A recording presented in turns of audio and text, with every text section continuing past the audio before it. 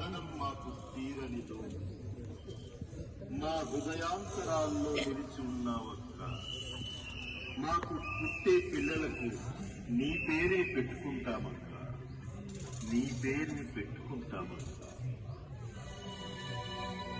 మానవత్వం పరిమళించిన మాతృ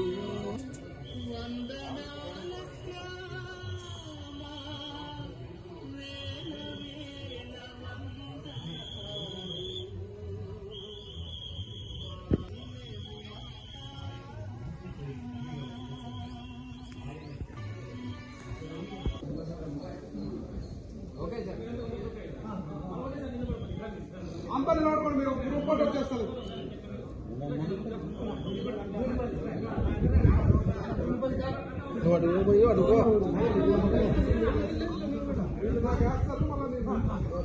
okay sir, ఇలా చూడండి.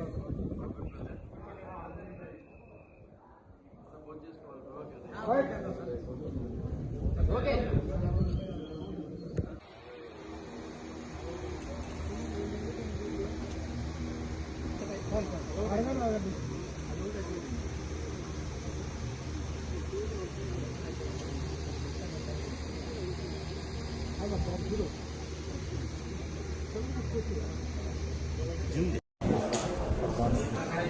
మా ఇంటికి దీపమైన శ్రీమతి పల్లె ఉమ మరణించి దాదాపు 7 సంవత్సరాలు పూర్తి అయింది.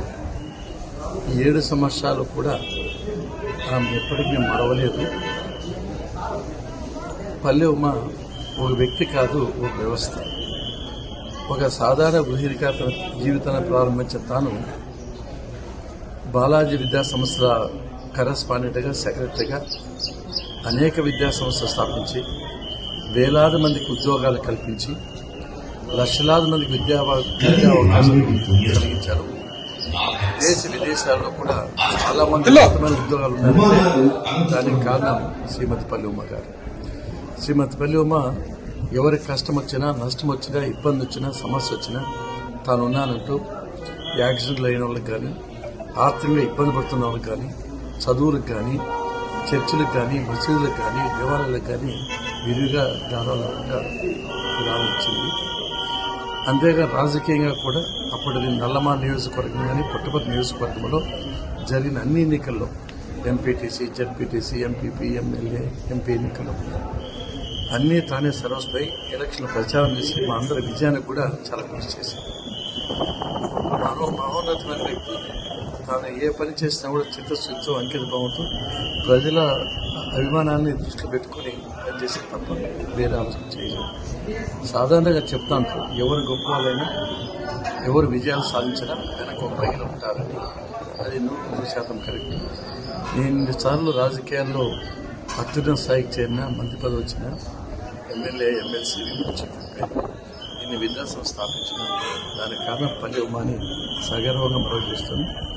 అటువంటి వ్యక్తి జన్మలకు ఆ కుటుంబంలో జన్మించాలి. ఆమె రుణం ఎన్ని జన్మతో తీర్చుకోలేమని చెప్పి సందర్భంగా గుర్తు చేస్తూ ఏ లోకాన ఆమె ఆశిస్సు నా మీద, నా కుటుంబం మీద, మా ప్రజల మీద ఉండాలని మనస్ఫూర్తి కోరుకుంటూ నా హృదయపూర్వక ధన్యవాదాలు ఇస్తున్నాను.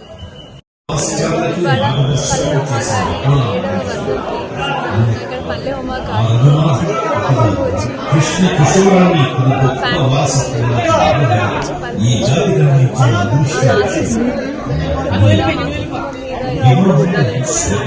అలాగే మా విద్యా సంస్థలో స్టాఫ్ పుట్టపర్తి నియోజకవర్గం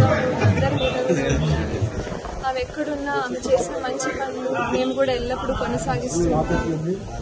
ఆమె ఎప్పుడు మా గుండెల్లో ఎప్పటికీ అలాగే నిలిచిపోతాం.